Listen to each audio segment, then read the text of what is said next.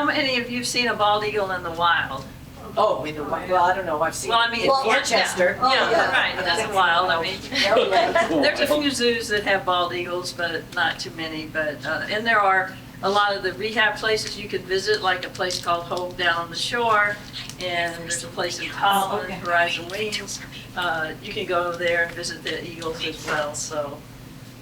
Anyway, so I am a Master Wildlife Conservationist with DEEP. It's a volunteer program that you take X amount of hours and then do with it what you will. A lot of people do a lot, like me, and others just like getting the knowledge and kind of move on to whatever else. But I really feel that our environment and our wildlife are really set upon now, and that we need to do whatever we can to protect land and protect these animals and learn what is setting back the eagles now. They made a big comeback, but now lead poisoning and rodenticide, mouse poison, is really taking a lot of the lives of birds of prey and other small furry animals.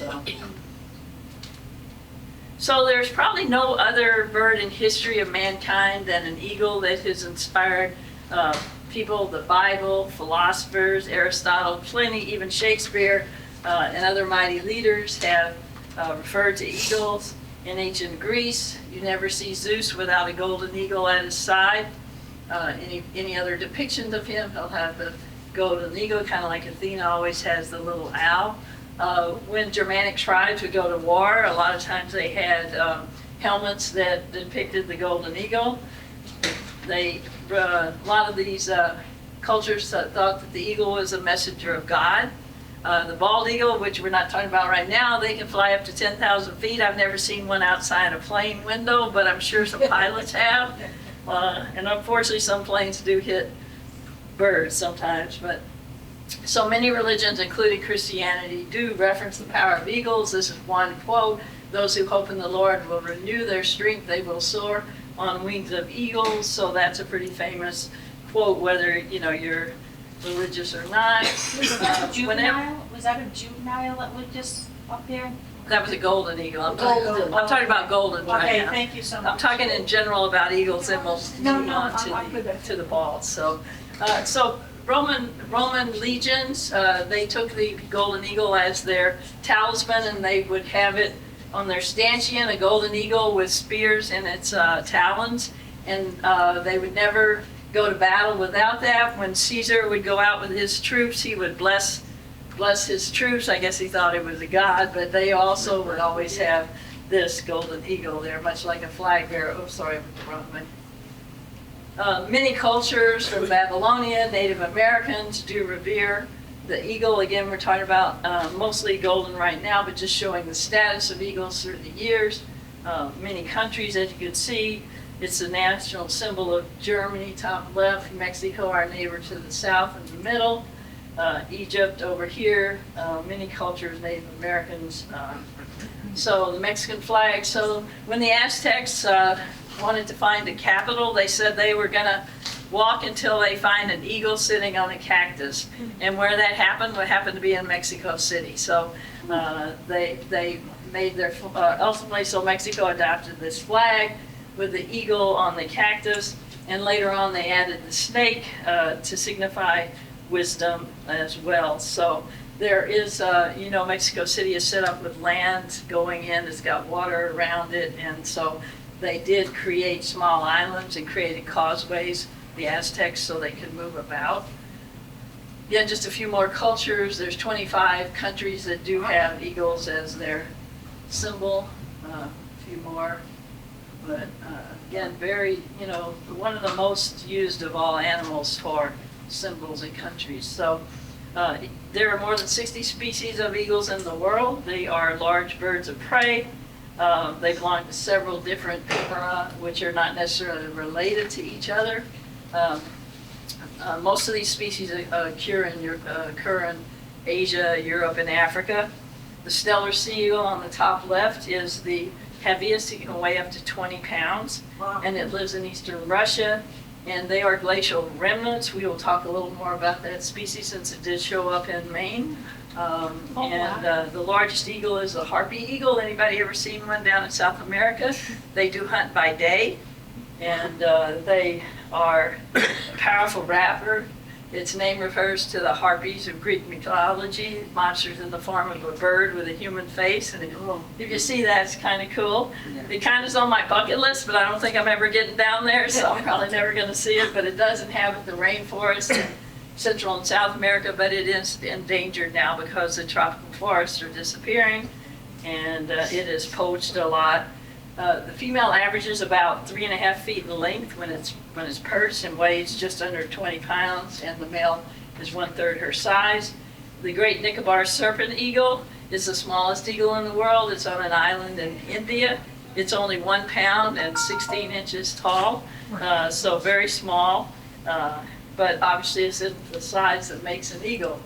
So I want to speak about stellar sea eagle only because you know me, when I talk about a species, I like to give you the whole background. So in August of 2020, a stellar sea eagle showed up in Alaska. Now that's not a big stretch. I mean, it possibly could have flown there, but it would have had no reason to. And then about 3 months later, it showed up in Texas on a bush on a ranch, which is really weird. So it's kind of like, what's going on with this bird? The reason we know it was the same, this particular bird normally has that white on their wings when they're open, but there was one little bit of white that bled into the brown. And so whenever people spotted the eagle, they knew it was the same eagle, not some other one. So on December 20th, 2021, it showed up in Taunton, Mass on the Taunton River. Everybody flocked there, pun intended, and even David Sibley, you know, the guy who does the bird books, he went there because this would be a lifer. This would be something he's not even going to ever see because this bird is not like a little songbird that can be blown off by the wind. They'd have no idea why this bird went this way and ended up in Maine. But you can see the picture. My friend Carl Walsh, who grew up in South Winter, is a professional photographer in Maine, and he let me use both of these pictures. And look at the size of the bald eagle compared to the stellar sea eagle. Wow. They are both fish eagles, so they do hunt in the same place. There's only about 4,000 of the stellar sea eagles left in the world, and they're mostly like in like icy regions, so it's a half a world away from where it really should be. What it sounds like. Kind of Disney-like, right? Yeah.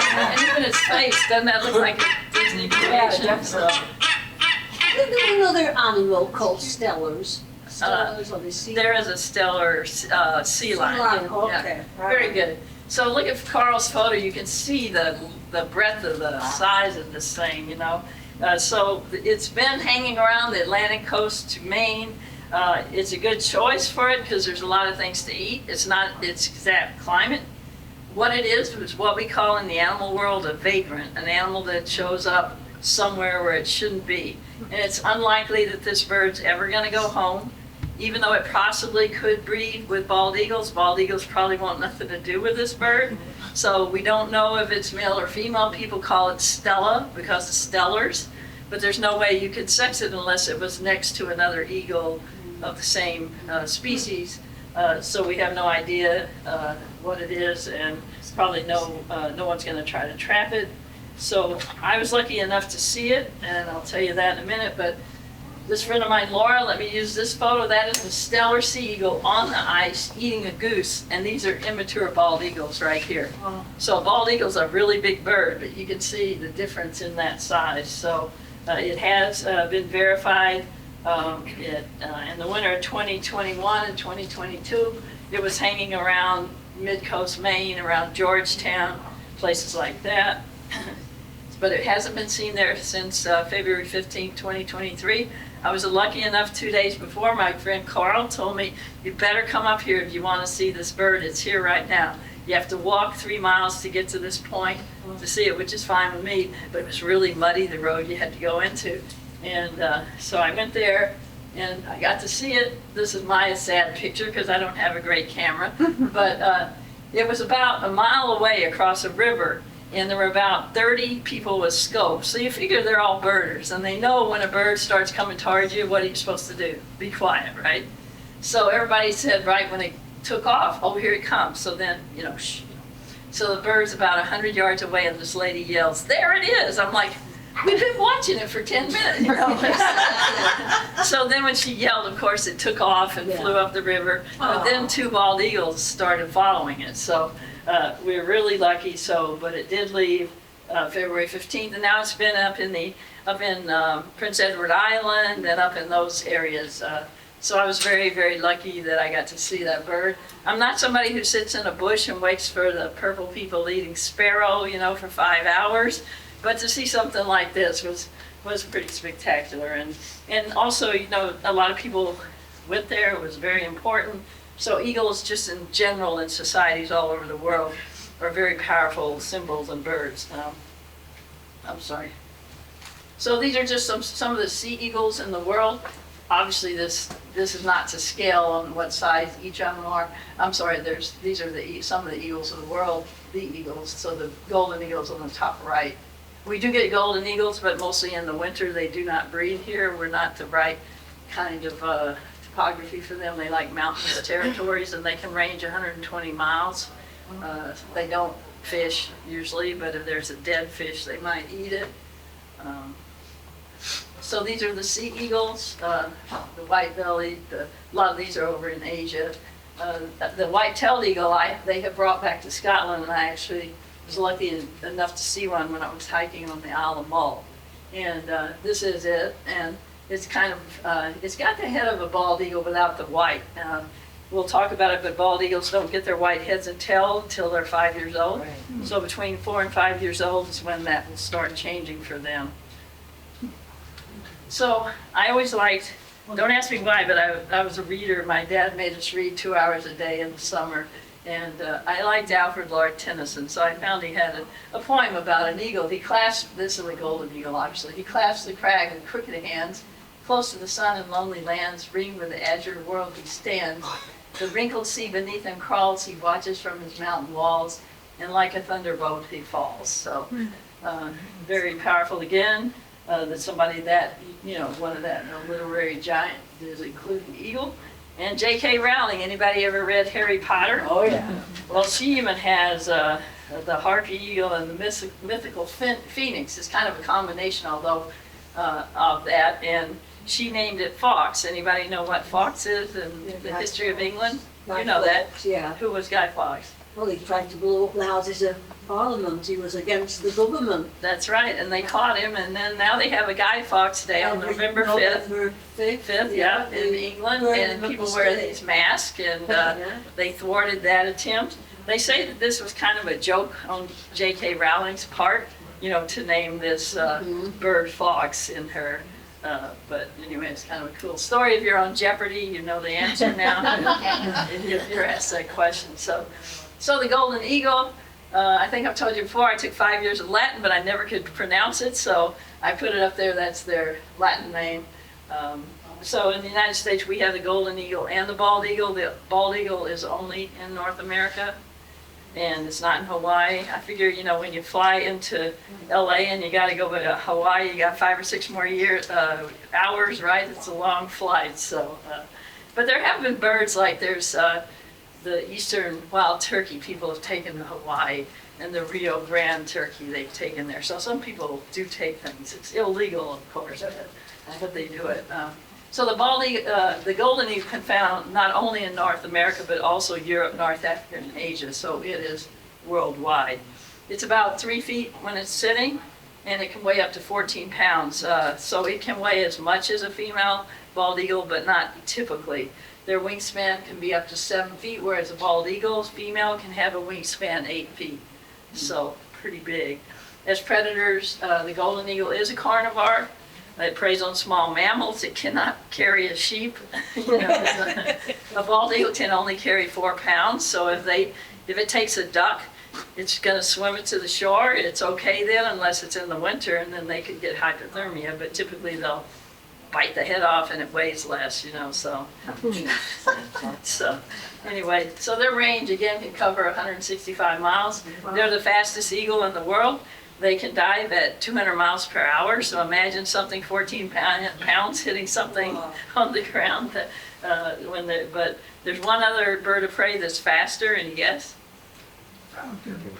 Peregrine falcon, it can dive at 245 miles per hour. Of course, it is quite significantly smaller. So a lot of people see the immature bald eagle and they're like, oh my gosh, I saw a golden eagle. So on the left is a juvenile to immature bald eagle. They will have white on their underneath wings, but it's very defined white, those strips of white, unlike this mottled white, and sometimes white underneath their tail. When you see an immature eagle, or when you see something dark in the sky and you're like, oh, there's an eagle, and probably 8 times out of 10 it's a turkey vulture. Right. And when they fly with a V, and they always rock, and their wings are kind of lined in a light gray, so they're pretty easy to tell. Now the black vultures fly a little differently, but still not an eagle. But the eagle, its tail and its head are fairly equidistant from its wings. If you look at that compared to the golden eagle's head, which is tucked in, so that's another way to help tell. So again, their beaks are quite different, as you can see. Now the immature the immature bald eagle will have a dark beak until it's about between 3 and 4. Dark beak and dark eyes. The eyes will turn a little sooner. The golden eagle has always the dark on the tip, but you can see the bald eagle is a much larger, bigger, hooked beak, helping it eat the fish and everything. So here's in flight. So there's the golden eagle down below, and you can see how it goes from 1 to 5 years, and all that white will disappear on a golden eagle. It's named golden eagle because I did see 2 golden eagles flying at sunset in the Isle of Mull, and it does get golden back here behind its neck. So that's why we're called golden eagle, because that feathers do look golden.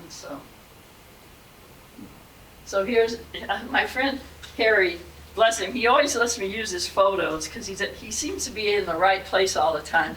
And he got this picture of a golden eagle harassing a bald eagle on the Connecticut River. And he's like, I don't want you to use this picture. It's not in focus. I said, Harry, that's like my photos, my lens, not your giant lens. But I said, this really illustrates how birds, and we'll talk about it later, they do mob each other. So this juvenile golden eagle is hectoring and just bothering the the bald eagle for no reason other than it can. And but you can see the difference in size there, pretty distinctive. So thanks for Harry letting me use that. And then down in Chester on the Connecticut River, Christina's also a professional photographer. She didn't want me to use this because it was backlit. I said, but it's a golden eagle in Connecticut. You gotta let me use it. So anyway, so you can see the difference. This again is a young one. It's still got the white underneath.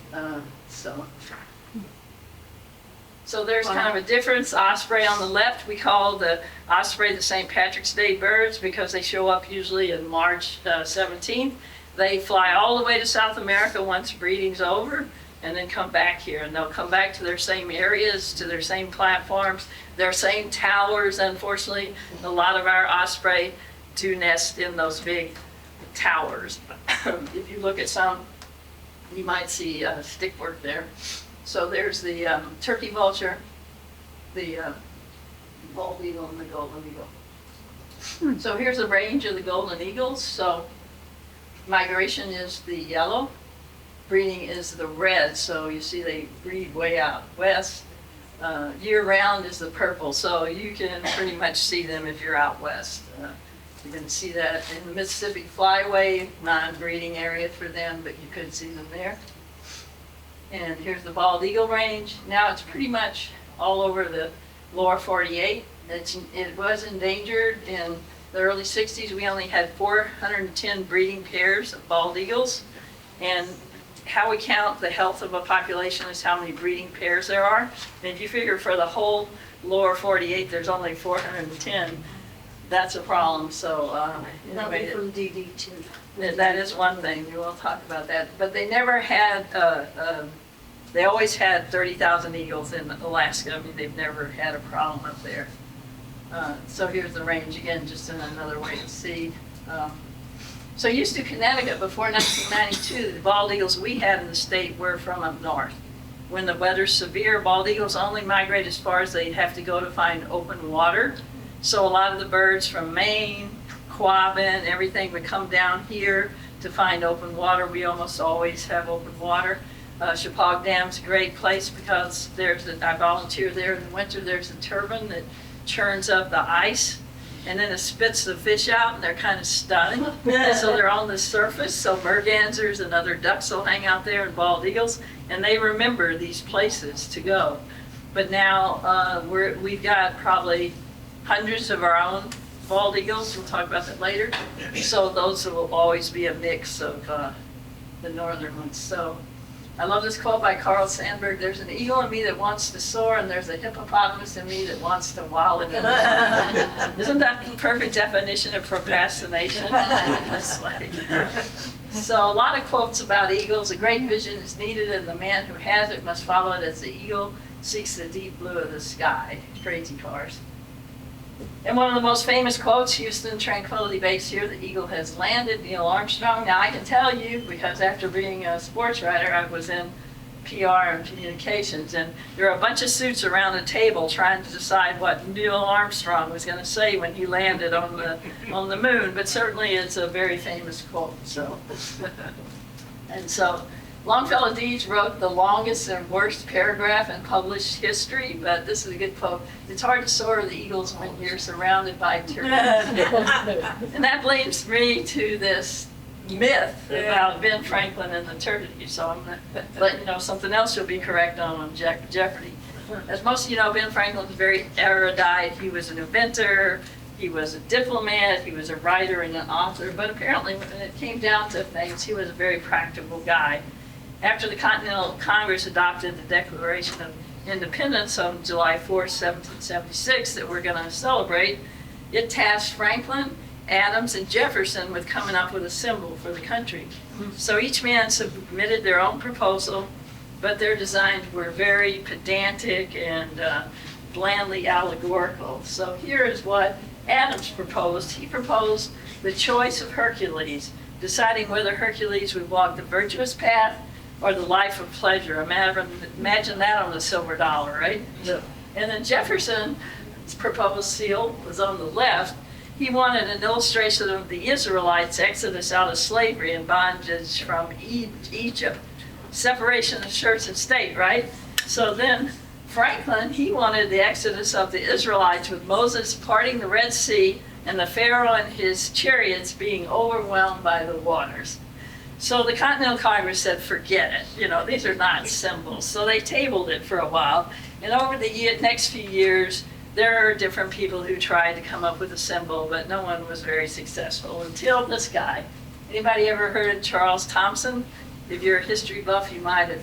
He was the only secretary the Continental Congress ever had, and he wasn't a secretary like I try to get on my Conservation Commission. No one wants to take the minutes, right? But he actually helped with the laws. Whenever he signed anything, people would say, here comes the truth. So he also was a doodler, so I don't know if he doodled on some of the rough drafts, of the important document, but he might have. But his name is the only name also that's on the broadside of the Declaration, the first copy. So he doodled around and got a graphic designer friend of his, I don't know if that's what they called him then, and they came up with this symbol, the eagle. So they approved, Continental Congress approved it in 1972, and his top left is his sketch, and then on the right is what was finally published in the Columbian Magazine in 1787, and this is what we have today.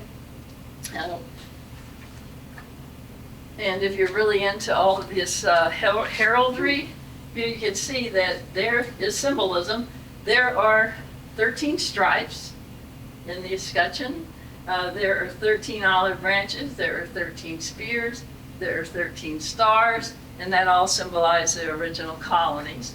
And the red signifies hardiness and valor, and the white, purity and innocence. The olive branch, obviously peace, and the 13 arrows, they're prepared to defend liberty.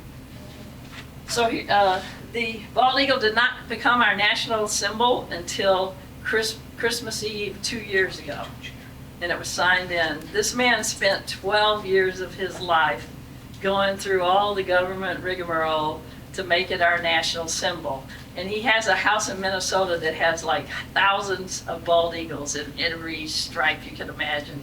And so finally it was named so all these years it was our symbol, but not our national bird. Now it's our national bird, so now it is both. So pretty cool, but I can't believe that it took that long.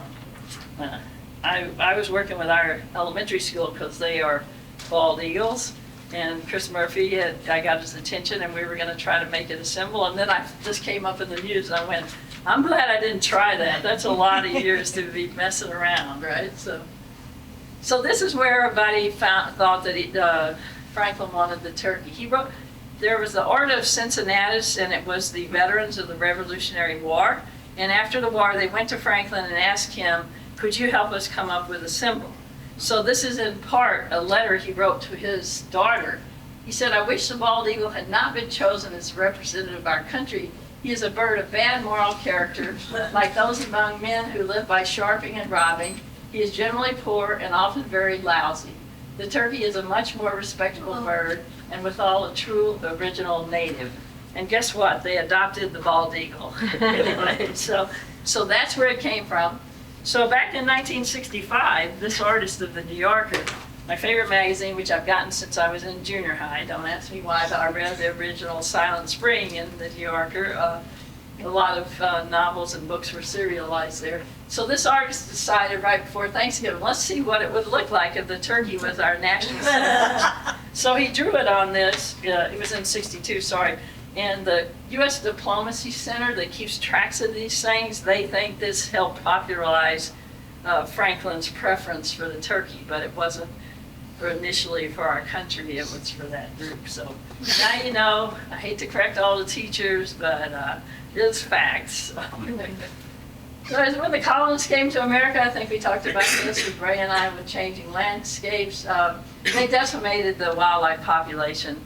Not only birds, but wild animals. Our native mountain lions and wolves were gone from here before 1800. Black bears were gone by 1825. Turkeys were gone by 1835. Guess why? Because they were eating them, not because they were a threat. Unless you were that postman in New Jersey, where he had this whole group of turkeys following him around.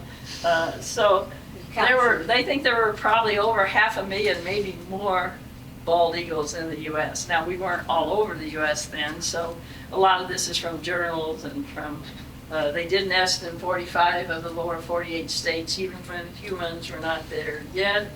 But they were shot because the colonists felt they were a threat to their livestock, even though they typically weren't taking them. My pet peeve with beavers is that DOT goes around and breaks up beaver dams near roads, even though they've never flooded the road.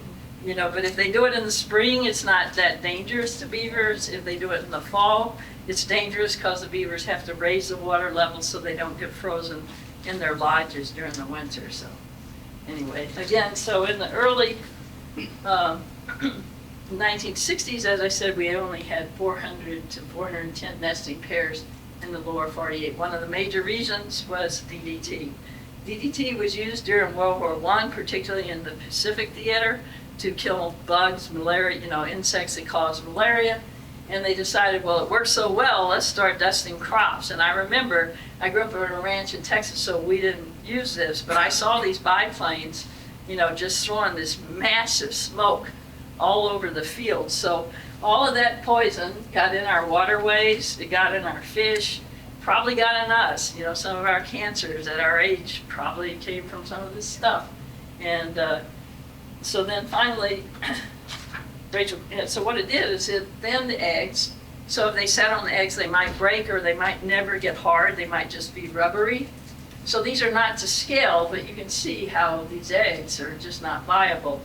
And it interfered with the ability of these birds to produce strong eggshells. It also did poison them. There's no way to tell exactly how many birds died from it. But it did contaminate fish, it did contaminate insects, it harmed almost all of wildlife. So then Rachel Carson wrote this book, Silent Spring. Anybody read it? It's very good if you've never read it. It's basically an allegory about what DDT. and it was published in the New Yorker in 1962. It told a real life story of how these bird populations were decimated, suffering because of DDT. She got death threats because this was so impactful. But luckily for the birds, it did became known and that it was dangerous, and in large part was due to this. In 1972, the EPA and Environmental Protection Agency was formed, and they took the historical step of banning the use of DDT. So good for everything. It's the first step on the road to recovery for the bald eagles. So the activism off Silent Spring did lead to the Endangered Species Act, which has saved multiple animals, the Clean Water Act in the early 70s, and many credit this book with launching the modern environmental movement, which we all need to fight all we can to keep these species protected. So this is kind of the history of their recovery. They were seen throughout the U.S. until about the 40s. And it's not just DDT, there's other things, loss of habitat, all kinds of different things. They can get shocked on power wires, people illegally shoot them, still shoot them, because somebody can be out in the middle of nowhere and shoot any animal, and who's going to catch them, right? I mean, we have people shooting coyotes all the time when they're not doing anything. So it never was listed in Alaska, but in '73 it was listed as federally endangered in the lower 48. And by '95 it was only federally threatened, which is still serious, but it's at least a step up. And in 2007, it was removed from federal endangered and threatened species list. It still is on the threatened species list in Connecticut, even though we have what we consider a healthy population. But you never want to remove an animal too soon. So the law protecting eagles, the Lacey Act, was enacted in 1900. Basically, that made it illegal to shoot birds for their feathers. You can't imagine, you wouldn't think that they could kill enough, there'd be that much demand for feather boas and feather hats and stuff like that. But we were decimating populations of birds by shooting them. And then the Migratory Bird Treaty Act was enacted in 1918, and basically that protects any migrating bird. So technically that makes it illegal for us to keep any feathers of any migrating bird.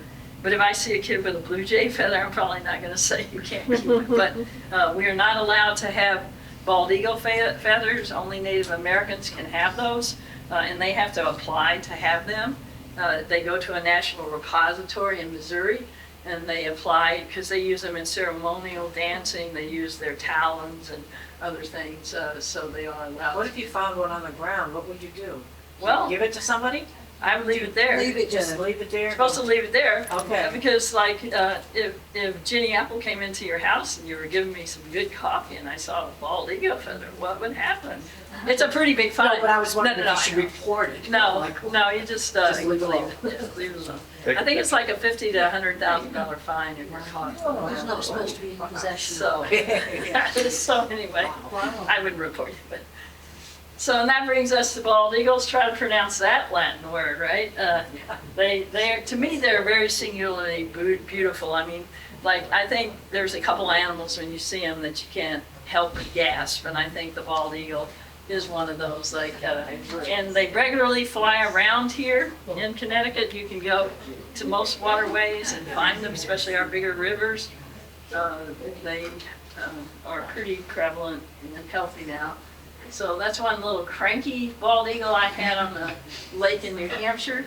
And if you ever notice that the bald eagle never smiles, you may not have looked at them long enough, but you may have seen them in photos. They have this thing called a supraorbital ridge over their eye, and it covers their eye and helps keep debris out. So that makes it where they can't really move their eyebrows much. So that keeps them always with that cranky look. But when in full, and so you think he's always sizing you up and thinking he's going to come like attack you, right? So today, bald eagles are very, very healthy. There are estimated anywhere from about 350,000 individual bald eagles in the lower 48.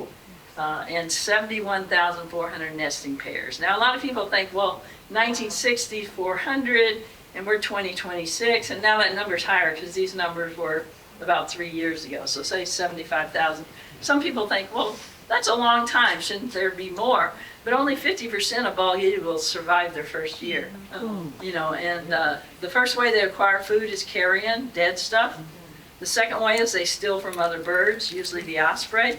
And the third way is fishing, because that requires more effort. So on those roads, a lot of vultures get hit, even though they're big, you know, and bald eagles, you see it on a road, it's pretty darn big. But does anybody in here do eBird? So I would encourage you to. So eBird is just an app. It doesn't have advertisement or anything. It's run by Cornell. And they also do that Merlin app. You ever got the Merlin app where you can turn it on and hear birds? And it's like 95% accurate on what birds you're hearing. So it's a really cool thing to have.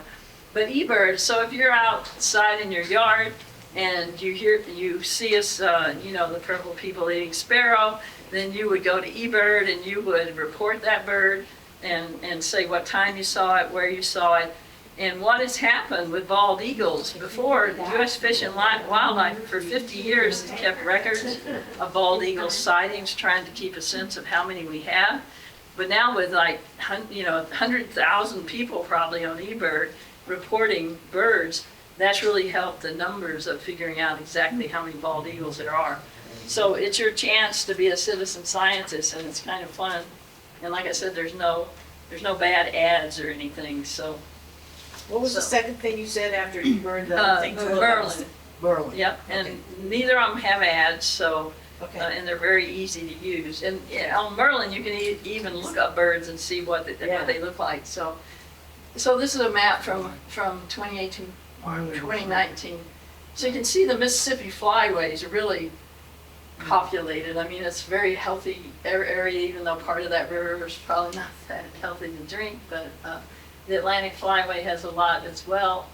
And just the growth of 4 times increase in 10 years. So from 2009 to 2019. So that's pretty remarkable in any bit of wildlife, that there can be that growth with the human interference that there is. So pairs in the lower 48, this is old, but you can see in 1963 how low that number was, and by 2014 it had jumped up. So just incremental growth. Here's the nesting pairs again. Any population is determined by nesting pairs.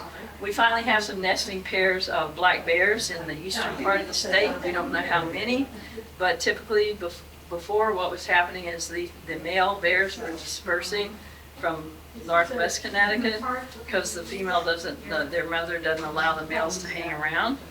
But she allows her female offspring to stay in her territory, so they weren't moving much, you know, they didn't have to. So nesting pair does, like I say, determine. So there's only a few large animals that have ever come off the endangered species list, and that is the bald eagle, the American alligator, and the California gray whale. So once an animal gets listed, it's very, very difficult, and we've lost billions of birds since the 70s, and a lot of them were endangered and never came back. So this is an important number for us. So this is in 2025, our breeding season results. So pretty good numbers. As you can see, breeding eagles in Connecticut set records for active territory. So that means there are eagles that are coming, they mate for life.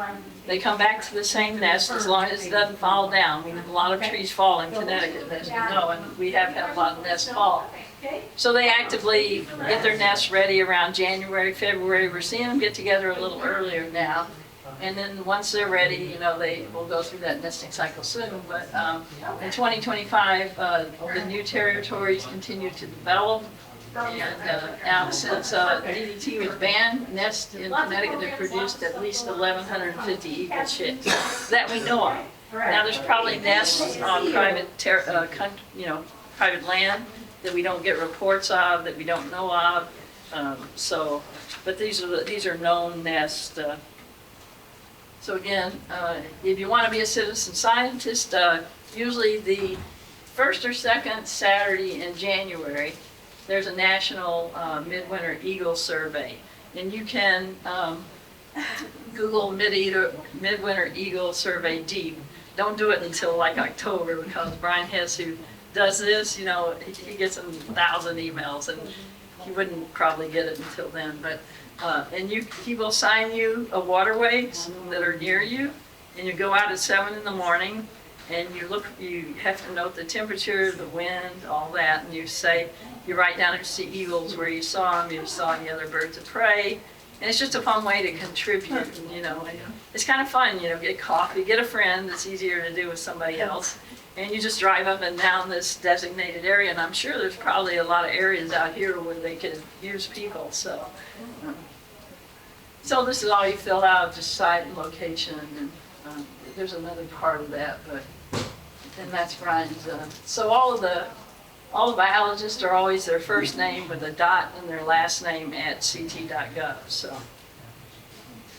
Anyway, so this is our growth here, as you can see. The population rebound from 1992, the first nesting pair was at the Barkhamsted Reservoir, you know, where what I call the castle is, where the gatehouse is. Yeah. And they're still active nests there. With a scope, you can see them over into the trees there. And they produced our first chicks. So, again, this just shows you a little the growth. So some of the nests don't make it.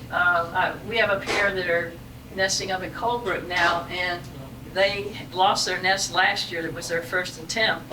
And so now they have this new nest, but they built the old nest back and they're using it for a backup. Now they can't carry the eggs. They don't know this, you know what I'm saying? But in their mind, you know, if their nest gets torn down, they might go over there and try to mate again, like Jackie up at Big Bear. I don't know if y'all watched that.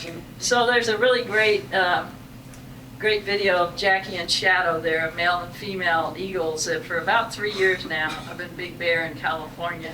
They have remarkable videos of this pair. They did lose their eggs early on, Oh, I couldn't see it. and they made it again, and they did have 2 chicks now. So, and Decorah, D-E-C-O-R-A-H in Iowa is one that has had a game cam on eagles for a long time. But I think Jackie and wait till you see the view they have. That's a great one. So yeah. So anyway, so no nesting eagles in Connecticut that we knew of in the 50s. They were endangered here in 1992. First nesting pair in Barkhamsted in 92. And they were downgraded to threatened in 2010, and that's where they stay now. So again, we kind of went over these federal numbers. So there's a lot of dangers facing eagles now. We all want to balance clean energy and find ways to make it not so expensive, right, and not so detrimental to the environment. But these wind farms are slaughtering millions of birds a year, and even bats. So the federal government gave these companies till the mid-2030s to figure out how to make it where not as many birds are getting killed. I'm not sure if that still stands. But over in Finland or Sweden, they have painted one of the blades black, and apparently they're getting a lot less birds killed. I don't know why that is, but you can't do noise because a lot of these places are near homes. So I think our wind farms in the water were just held up here in Connecticut. So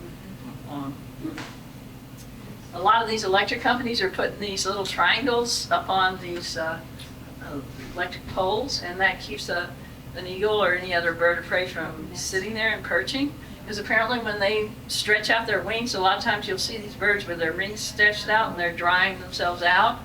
If one of them touches a wire and a different type of wire, they can get electrocuted. It happens a lot. So these electric companies find a lot of birds electrocuted. So now a lot of companies are trying to put these little triangles up because they do help. So out in Seattle area, there you are. They were having big trouble, like dozens and dozens of eagles coming to the dumps, picking up garbage, dropping like bags of blood in neighborhoods and just garbage. And so they had to figure out something. So they got these cannons that they shoot off every like 5 times an hour, and apparently it's kept them away. So, so they're also dying from habitat destruction. I think I've told you we're the 3rd most fragmented state in the country per capita. That means cut up by buildings and roads. Not only does that present a huge challenge for our animals, but us too. And since COVID, the development is unbelievable in Connecticut. I go all over the state giving talks, and I cannot believe the amount of stuff that's being built up against wetlands, you know, in areas that Connecticut never would have allowed at one time, you know, but now. So watch your town. If you know you hear a development's coming in, go to your inland wetlands, because that's where the first step is. You know, if you wait till planning and zoning, it's a done deal. So just keep an eye on what's happening in your town. I think it's important for your kids, your grandkids, their future. So lead poisoning is a really horrible thing. That lead poisoning and mouse poisoning, I'm sorry. So rodenticides, there is no good rodenticide. They all have secondhand poisoning, no matter what you're told. So we're losing a lot of eagles, a lot of birds of prey. All these rehab places are just out straight with all these animals coming in, and almost every time it's like rodenticide poison. I use this have a heart trap. It's pretty cool. They go in the side, you close the top, put in something, and a friend gave me a good trick. You put peanut butter on a piece of duct tape, and then you just pull it up. You don't have to have that mess. You know, you have their poop, but it's easier to clean it out. But anyway, I've caught 6 at one time. It was a bad winter for mice. But anyway, then you just take it over and let them out at that nasty neighbor's house. No, you usually take it about 3 miles away, and to find some good, like, fallen trees, stuff like that. And they either make it or they get eaten by something, circle of life. If you use the old snap traps, they're effective too. Then you just put that animal, you put the dead mouse out in the yard, they'll be gone in 30 minutes. Even chipmunks eat mice. So please try not to use poison. So do blue jays. I'm sorry, what? Blue jays eat mice too. Yeah, I mean, I think a lot of things eat mice, not me, but I'm happy when they're not around, but circle of life. So these are our first bald eaglets we had up in Barkhamsted, so pretty cool, and pretty cool that we had a picture, and pretty cool that back then the main biologist was a woman biologist, which for 1992 was pretty good. So they climbed into the nest to bring them down to band them, and this is what they look like. And we tracked them for a couple of years, and they were still alive. So then sometimes they just go elsewhere, and you don't see them anymore. We're not banding eagles right now. We haven't since COVID. Not sure why, but hopefully start again, because that's the only way you can tell where these eagles are going. They typically would only band the eaglets at about between 6 and 8 weeks. But if they do get a rehab, if they had a rehab eagle, they would band it just because it was in their hands. And that way it helps them keep track of things. Same way we tag black bears, not because one tag means they were bad once, 2 twice, and 3 you're out. We tag it because they're very rugged individuals, and they can get that tag out pretty easily because unlike a cow, they can use their paws like hands, so we put 2 in there hoping, one will last. And it just gives the biologist a way to know, if you can use your binoculars, where these bears are moving and dispersing, so it's valuable, yeah. How long do the bald eagles live? You mentioned about 5 years that he was before. They can live up to 12 years, but they're only 50% survive their first year. And also, depending on where they're eating, they get hit by cars. And now we're losing a lot to rodenticide poisoning and lead poisoning. So the lead that hunters, they're of course not digging out the lead out of the deer carcass, but however they dress the deer, they leave the rest of it in the forest. And particularly in the winter, everything feeds off that deer carcass. Everything from birds of prey to little foxes to all kinds of animals. We're getting foxes with lead poisoning. We're getting birds of prey. There is copper and steel shot now that has been made where it's as effective as lead. I hope that Connecticut will change to that. We did ban lead lures, meaning those weights. You can't hunt waterfowl with lead bullets. It's illegal nationally. So hopefully it'll change. But the only problem is, going up on a ranch, like those ranchers have a closet full of ammunition they probably had since 1909.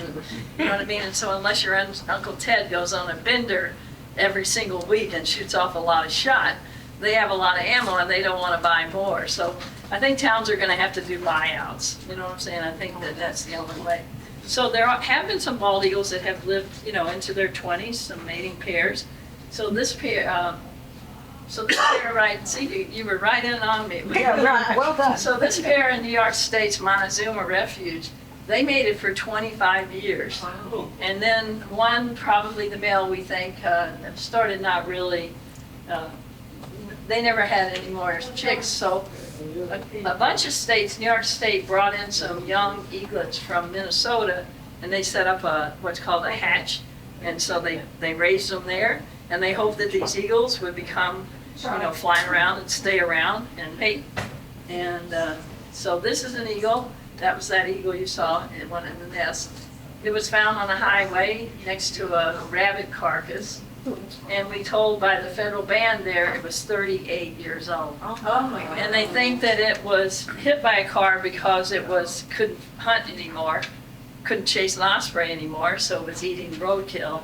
And somebody was driving fast and it was dead, but that was a long life. So that's why those bands are important. So the federal band is silver, and it's very, embossed engraved letters and very hard to see. You'd have to have like a megascope. But the Connecticut band is black with white letters, and the letters are about a half an inch high. So if you had a good scope or binoculars, you could probably see. So anyway, these are the sizes. Female could be over a yard high when it's perched. Their wingspan can be from 7 to 8 feet, and they can weigh up to 14 pounds. The male is a third smaller. Typically, they weigh about 10 pounds, and their wingspan 6 feet, although it could go to 7. So, kind of hard to tell them. If you see them next to each other, you can clearly tell which is the female. Also, you can see that on the males, even though his wings you would think would be smaller, they tend to cross over on his white tail, but you typically don't see them as perfectly, so you can tell. So mostly the best way to tell is when they're next to each other. If you watch a lot of eagles, you can tell by the size of the head. The female's head is larger, but the best way is to tell when they're side by side like this. Quite a difference. His head's a little more angular. So this is an immature, not a mated pair probably, but you can see the huge difference. And this is a mating pair on Bantam Lake, so you can see the female on the right there. Do the juveniles mate or not till they're? No, they pretty much mate not until after 4, more near 5. So these are just different variations. That was what we call a subadult in the top left, which would be between 4 and 5. So they start getting smudging on their head. And then you can see the different variations in the young. So we call them a juvenile in their first year, and after that, immatures. But, it's hard to tell them apart. I mean, once they leave the nest, they're full size, except for they have to acquire a few more muscles in their wings, so they're probably not full weight. So it's very hard to determine, is that a juvenile. But if you saw one with a black beak and black eyes right now, it's going to be an immature that was probably born last year. But once it hits that year mark, they call it a immature for, until it hits 4, and then it's a subadult. And it's just so the eastern eagles are much taller by 7 inches than the southern eagles. So if you spend a lot of time in Florida, the eagles are going to be a lot smaller than our eagles. This is true of black bears and some other animals. If you're into science, there's a rule called the Bergman's rule, and it means that body size is large in cold climates and small in warm climates. So there's a whole scientific reasoning to that. So if you're into science, it's Bergman with 2 N's on the end. So there again, all of these immature can have very different variations. Thanks to my friend Doug for that photo. And there you see they drop the fish a lot. They're not able to hold it all the time, and we'll talk a little bit more about that. But here's a bunch of them. They're not antagonistic. At night when they go to roost somewhere, a lot of times you'll see 20 eagles together. But as long as there's not food, they don't fight with each other. They just roost because they found a good place that's protected from the wind and is safe for them. So there they are. You can see they all have variations. And there you can see that crow wants this fish, but I don't think it's Yeah, going he's to not gonna get win that one. it. So again, you can see one.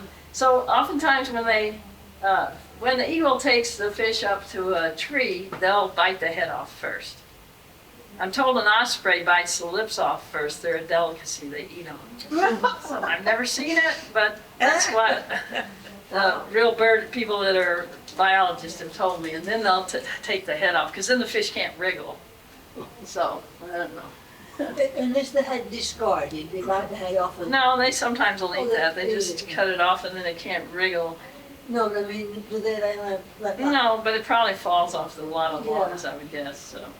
So anyway, a bald eagle has 7,200 feathers. I don't know who counts these things. Do they take 4 dead eagles and pluck the feathers? I'm not sure. But it's about 7 to 10% of its weight. 30% of their feathers are on their head.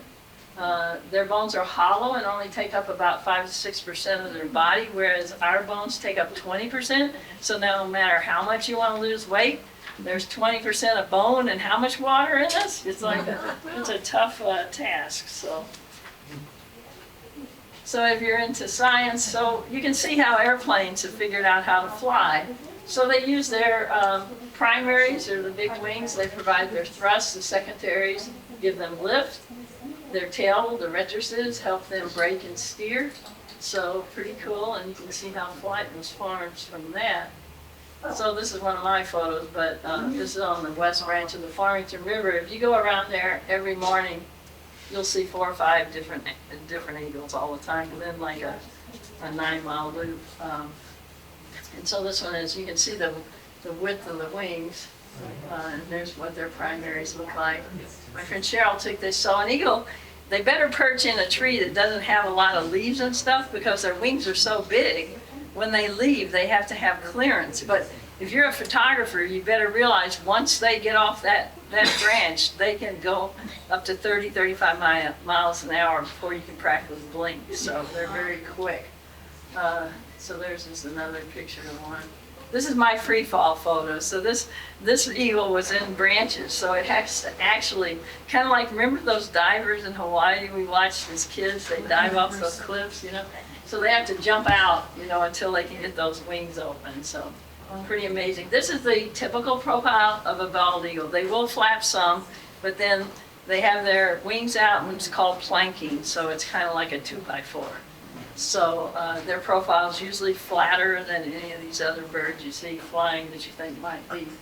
So I love the story about John James Audubon. So this is where you find out that even experts get it wrong. There was a story of a new eagle on the Mississippi River in 1814. So a lot of them, I don't know whether they were called ornithologists back then, but a lot of those people flocked there, of course. And John James Audubon got the best guide, and he saw this eagle. He did a big sketch of it.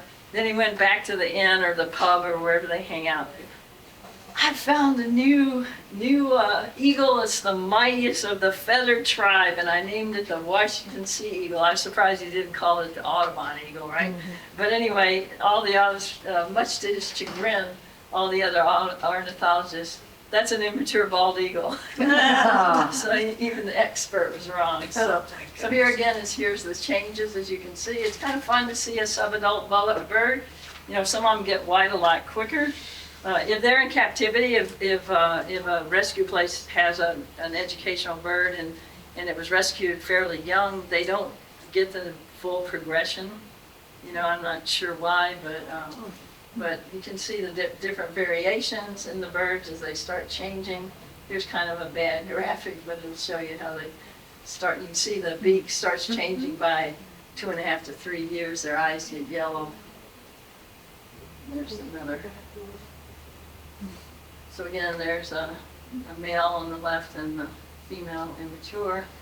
They're pretty cool. Look at those talons. You wouldn't want to be grabbed by those. Yeah, really. So this is first year plumage. Again, it can be any variation of a lot of white, a lot of dark. And when they're dark like that, that's when people really mistake them for a golden eagle. This one has a little more white. That has a lot of white. You know, some people would probably say that was a red-tailed hawk or something, you know, even though it's much bigger. Um, So here's one that's a sub-adult, so you can see the head's changing, everything's changing, the wings are gonna start getting dark. There's another one. This one's kind of gray. Sometimes they get this grayish color.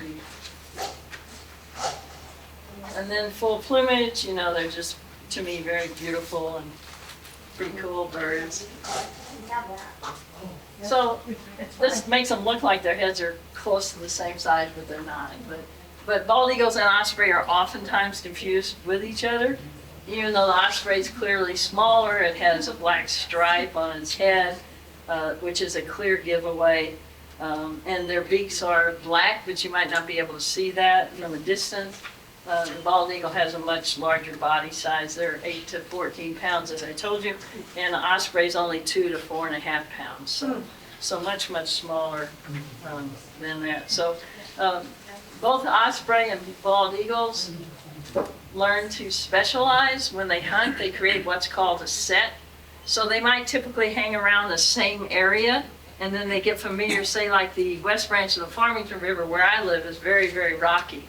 So it's kind of like a whitewater canoeist, where every boulder is. So these birds get familiar with those rocks, just like owls do at night. They'll know, like they're flying along chasing a bunny and, oh, there's a glacial erratic, I better move around, So all these animals do get these sets, and then if all the fish are gone, which they're not because we stock all the time, then they would move on. So the eagle is what we call a kleptoparasite. Guess what that is? It does exist in the animal world. It's one animal that steals a meal from another, and it's very common. It occurs in mollusks and all kinds of mammals and 197 species of birds. So it's not just the bald eagle. So the bird will, once the osprey come back here, a lot of eagles will hang out near where the osprey platforms are. And you can really see that if you go down to the shore, like Hammonasset, a place like that. Like you can't see it as much with the towers. But the eagle will wait until the osprey fishes and then chase it, hit it with its wings, and try to get it to drop the fish. Now guess what? The fish falls in the water a lot and nothing gets it. But they will try, and it does happen quite a lot. So now the osprey has some pretty cool adaptations. One of those is that its talons turn they can turn their talons where there's 2 in the front and 2 in the back, and then they can handle the fish much more efficiently than the bald eagle, which has 3 talons in the front and the hallux in the back. So they have to grab it like this. And the osprey is successful 65% of the time, where the bald eagle less than 50, because the osprey, people think it goes head first, but it doesn't. It dives like this, and right before it gets to water, it raises its wings up, then it goes 2 to 3 feet underwater, grabs the fish, and then comes back up. The bald eagle, when it puts those big legs out 10 feet from the water, it's catch as catch can. It can't really see the fish anymore. So then it grabs, and it either gets it or it doesn't. So that's why they chase the osprey. I was driving on a road in Simsbury, thankfully not a busy road, and I saw these 2 birds on the road, and it turned out to be a bald eagle and a red-tailed hawk. So I stopped my car right in the middle of the road. Now this is before all the craziness since COVID, and I got out and took a picture. So the red-tailed hawk dropped the squirrel, it fell down like a gummy bear and ran off. And they just kind of fussed with each other. So that was kind of cool. So that's an immature. So some people would say that's a golden eagle, but look at that beak. Again, here's one. Thanks to Doug for that. And again, this one's just chasing. And they don't really, like a bald eagle, any bird of prey has to come down on something to catch it. They can't just turn around and grab something, so they'll use their wings, very rarely their talons. But look at the eyes of that osprey waiting to catch a fish. So there they are coming back up. They have special oil on their wings that the eagles don't have that does help with the water better. And there it is after it's come up. And there it is. I don't know if it's just ate the fish lips or what. But there you can see the head is off. And that's my one catch a fish in my rocky canoe, but I don't know what that thing is. It's some kind of big, long thing. But I was happy to get it, but you can see that eagle's looking right at me. So again, there you can see the heads off. My friend Tom lost his wife of 58 years, so now he travels that 9 miles every morning early and gets amazing photos. He's got a lens like this, you know. But he's very generous and lets me use them, so y'all can see. This is my one bald eagle serious shot. You can see that. You can see that supraorbital ridge. So eyesight is very important. All eagles are renowned for their excellent eyesight. Thus the term eagle eye. It is one cliche that is true. They, like all birds, they do have color vision. It's always interesting to me how they find this thing out. Any animal that has an eye that's large in relation to their skull has good eyesight, and you'll see with that eagle's, it's a fake skull, but so their eagle eye is much sharper than a grown man's eye. They can see at least 4 times that of a human with perfect vision.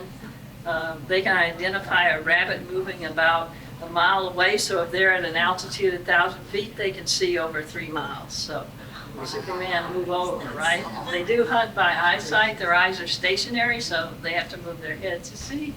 They do have 3D vision, which is like binocular vision, and that's a requirement for a fast hunter to gauge the distance. Bobcats, some other animals have this. They also have what's called a nictitating membrane, which is this covering. It's a third eyelid that goes over their eye and keeps debris out of their eyes. Other animals, bobcats have that, other birds of prey. So this is kind of, you can see that supraorbital ridge there. You can see how veined up their beaks get. So their talons are the business end of the eagles, and probably I'm going to be on the receiving end of them. They have 4 toes. The rear toe or the hallux is like our big toe. Their talons are made out of keratin and always grow. And they can grow up to 4 to 6 inches, so they have to keep digging them into stuff. And they have a mechanism that when they are on a branch and go to sleep, it locks their talons on, and all they have to do is bend their legs and it unlocks. So, unlike Disney where the birds swimming around, you know, like that. So what do eagles need to survive? Mostly what we need: food, nest, privacy, healthy environment. But with birds and other animals, even us to some degree, it's like that song in Oliver, Food, Glorious Food. It's all about food. So until they have offspring, food is the main focus, and then it is offspring. Mating, you probably throw in a mix there or something too, but food is always high up there. So 90% of the bald eagle's diet is fish. And I told you they carry it. First they eat dead stuff, then they steal it from other birds. In the winter they do perch 90% of the time, so they're not just flying around and using up energy. Typically they'll fish in the morning, and they have to eat up to 1.5 pounds a day. They could miss a day or 2, but they kind of need water. They could get away with a minimum of 0.5 pound. They can store food in their crop. They can fly an average of 30 to 35 miles per hour, but they can only dive at about 50 miles per hour because they're pretty big.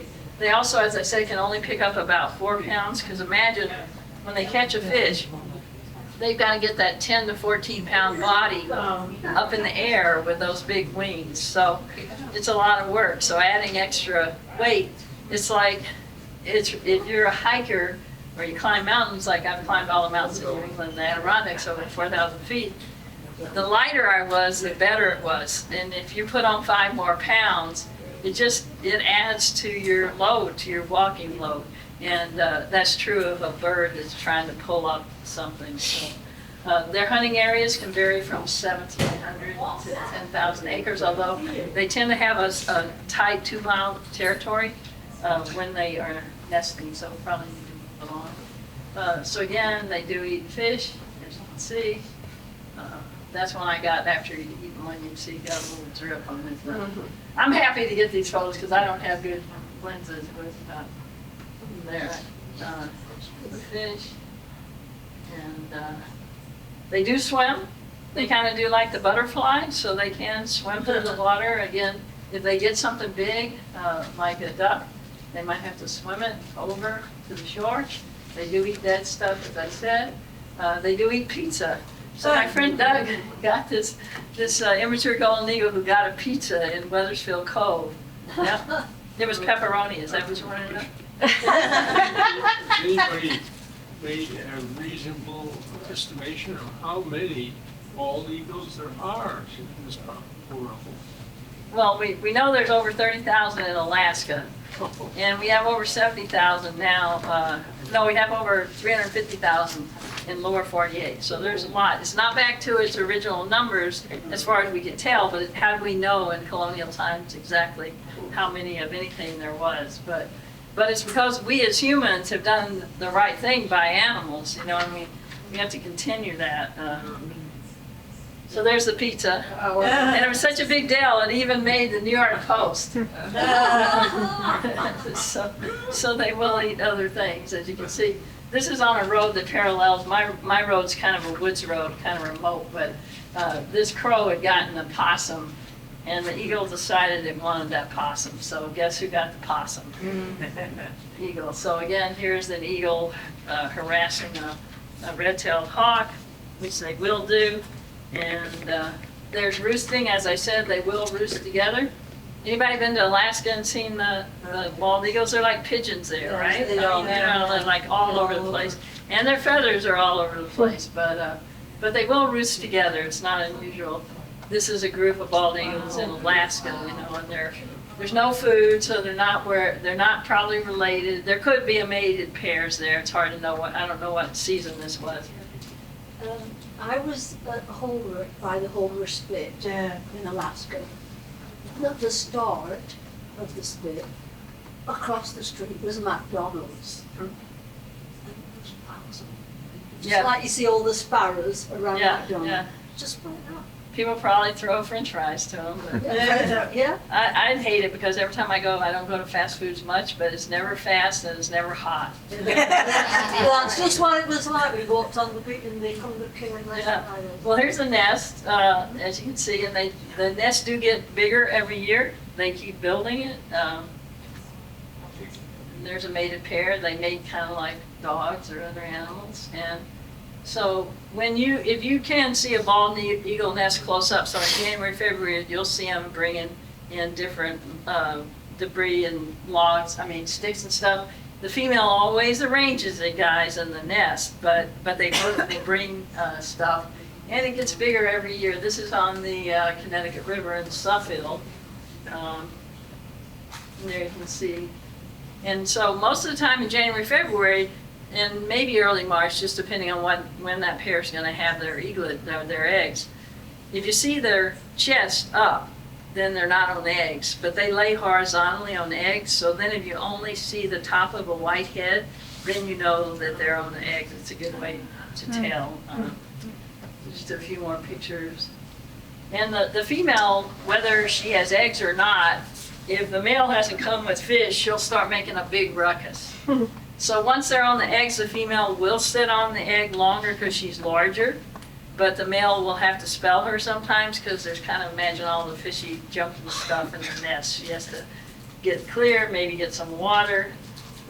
So again, this is that same pair. You can see a little fish. She had eaglets, so they'll bring a fish in, then they'll rip the fish apart and make tiny little pieces of it for them.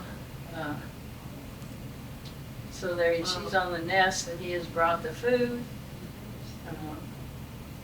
And there you see, he has to get clear of the, so. Now she's squawking because, he hasn't come with food. So anyway, the life cycle, so the breeding season, they do bring nesting material. You see I have a fake egg in a little nest box, and they'll even use some of their own feathers and mossy materials to make like a little nest cup. And they'll even bounce up and down on a tree, and break a limb. I've never seen them much go to the ground to get branches. They typically get them from the tree. I'm not saying they don't do that, but personally I haven't seen it. But see, they'll fly along with that and bring it over one at a time and build it up. So this is typically our nesting season. As I said, right now we're seeing our mated pairs get together earlier than they used to, just as black bears aren't denning very long like they used to. So, everything changes with the climate. So we're not, scientists are studying this, and that could be the reason. But typically, once the eaglets fledge, the mated pair are not hanging out in the nest. They leave the nest. So there are, the little ones go on their way, and the mated pair typically splits up, but we're seeing now, particularly on the Connecticut River, some of them are in the same area. So everything's kind of changing. So as you see, they'll start laying their eggs mid-February to March. They're incubating until right about now. So we're going to start having a lot of eaglets pretty soon. And the nesting cycle will last up until mid-July when they'll fledge. So this is the largest nest ever. It was in St. Petersburg, Florida. It did fall. It was 2 tons. It was 4,409 pounds. Wow. It was 12 feet across and 25 feet deep. And then it fell. And I don't know how they know it was 4,000 something pounds, but they maybe weighed all of them. I don't know. This is out west. This is a model of a nest they have out there. So this is a nesting pair in Bantam. I was out in the ice in February trying to get photos. Not close. I never went too close, but you couldn't see the nest unless you walked out on the lake. So this actually was on Valentine's Day. I kid you not. But I can show you on the, how to record what day you took the photo. But you can see the nests. A lot of them they used to build nests only in white pines. Now a lot of times they're building them on any kind of tree, and a lot of these trees fall. So we get a lot of failed nests. So you can see she's not on the eggs yet. I don't know, I have that. Oh, I'm going the wrong way. So now this one is an immature that came over dive bombing the nest, so then the adults will chase it off. There you can see they're making all kinds of ruckus because that intruder is there. And oftentimes great horned owls will come, especially when the eaglets are there. When the eggs are there, raccoons might come in the nest and try to take the eggs, so they have to constantly be on that. So she got snowed on. You can see her eye right there. So these mothers, they just hang out. And so they have probably the most, woodcocks have pretty amazing rituals too, which they're out there now painting if you want to go into the fields like around dark. They do this cartwheel dance. It's called a death spiral. So they lock talons. They do not mate in the air, but they lock talons and they plummet towards the earth. Then they release, except for when they don't. And this lady found these 2 eagles in her yard, and I guess they survived, but she had to kind of unwrap them there. They probably weren't too happy. But there's how they mate. And again, they lay eggs 5 to 10 days after they mate. 1 to 4 eggs. It's hard to ever know how many eggs are in the nest because we wouldn't get up there till later, but we do see those little gray furry heads and you can count those. But that doesn't mean if we see 2 heads, there could have been 4. The eagle typically feeds the firstborn more, and the little ones have to fight for the little bits. So some of them die. There is civilicide in eagles, so they might kill the younger ones to get food.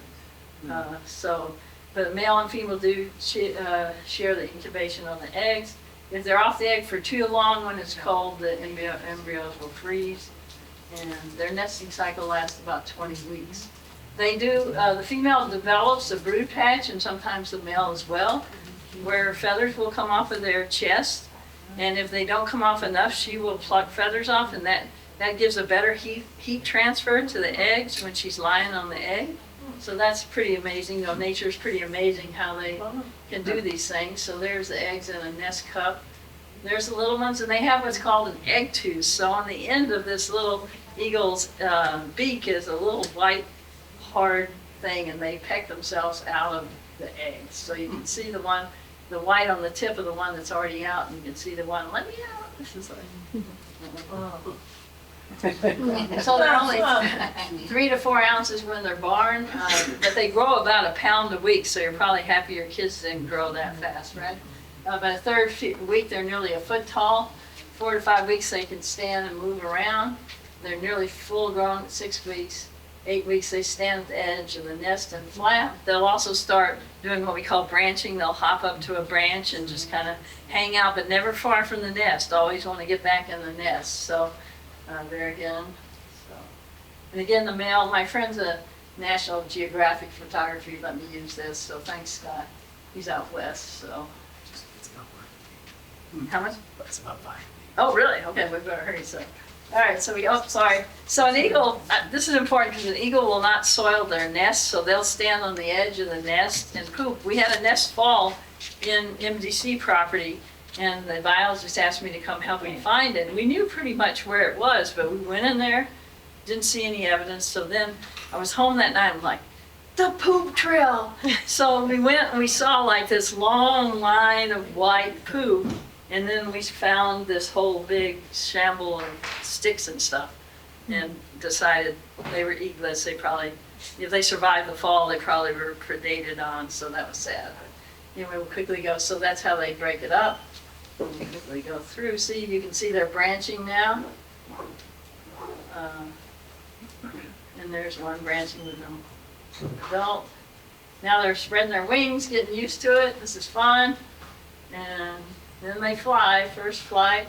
And then one of them was, the other one's the one in the background. I don't know how I'm getting back to that nest, and the other one's like, woohoo, So we got to quickly go through here. So at about 6 to 8 weeks, the biologist typically used to climb up and bring the young ones down. People say to me, how come the adults aren't dive bombing him? Because they think he's a pretty big bird, so but they'll stand, they'll be on a tree nearby making all kinds of noise. So they lower them down, they weigh them, they measure everything, they ban them. There's the Connecticut ban. They also hydrate them because they haven't had any water. The only water they've had since they were born is from fish. So anyway, that's the band thing that puts on band. Their legs are adult size, so they're not going to grow more. And there's the banded eagle. So, and this is one out. Gold is Massachusetts. So there's another one. And if you can read the band, you can send it off and get a certificate from. So these are local colors. So let me go quickly. So this is kind of interesting, this nest out in Illinois. The star was a female, and Valor 1 was her mate for many years, and she was on the eggs, and he just left. And she couldn't leave the eggs. So finally this Valor 2 came in and hung out and helped her out, and then Valor 1 came back. So they mated and paired up like this for about 4 years. So anyway. So a lot of birds do what's called mobbing. So a smaller bird will dive bomb a larger bird, pointing out the predators in the area, or maybe they're just doing it because they can. Look at that crow on top of the golden eagle. So anyway, very quickly, and we're done because we got to be done. So don't answer me yet, but tell me whether you think number 1 or 2 is the bald eagle.